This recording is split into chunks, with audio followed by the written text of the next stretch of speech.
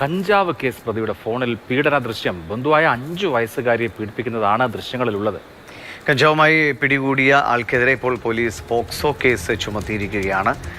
S രാഗിനാണ് വിവരങ്ങളുമായുള്ളത്. രാഗിൻ, വല്ലാതെ അസ്വസ്ഥത ഉണ്ടാക്കുന്ന ഒരു വാർത്തയാണ്. നമുക്കറിയാം, ഈ ലഹരി കേസുകൾ എത്രയോ ഉണ്ടായിരിക്കുന്നു.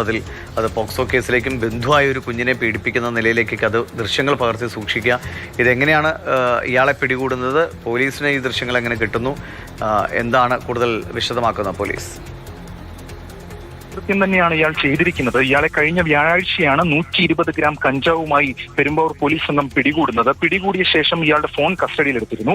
ഈ ഫോണിൽ നിന്ന് ഈ കഞ്ചാവിന്റെ ഉറവിടമടക്കം കണ്ടെത്തുകയായിരുന്നു ലക്ഷ്യം. അങ്ങനെ പരിശോധിച്ചപ്പോഴാണ് ഇത്തരത്തിൽ ഇയാൾ തന്നെ ചിത്രീകരിച്ച ഒരു 5 വയസ്സുള്ള കുട്ടിയെ പീഡിപ്പിക്കുന്ന ദൃശ്യങ്ങൾ ഫോണിൽ നിന്നും കണ്ടെടുത്തത്. ഇത് സംബന്ധിച്ച് പോലീസ് ചോദിച്ചപ്പോൾ കാര്യങ്ങൾ ഏറെക്കുറെ വ്യക്തമായി. ഈ കുട്ടി ഇത്തരത്തിൽ പീഡനത്തിന് സ്ഥിരമായി ഇരയാകുന്നുണ്ട് എന്ന ഒരു വിവരമാണ് ഇപ്പോൾ പോലീസിന് ലഭിച്ചിരിക്കുന്നത്.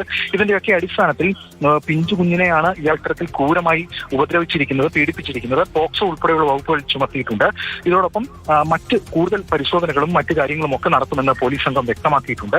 ഏകദേശം ഇതുമായി ബന്ധപ്പെട്ട് പറയുമ്പോൾ ഇയാളുടെ ബന്ധുവായിട്ടുള്ള കുട്ടിയെയാണ് ഇത്തരത്തിൽ ഉപദ്രവിച്ചിരിക്കുന്നത്. ഇയാൾ പെരുമ്പാവൂർ സ്വദേശിയാണ്.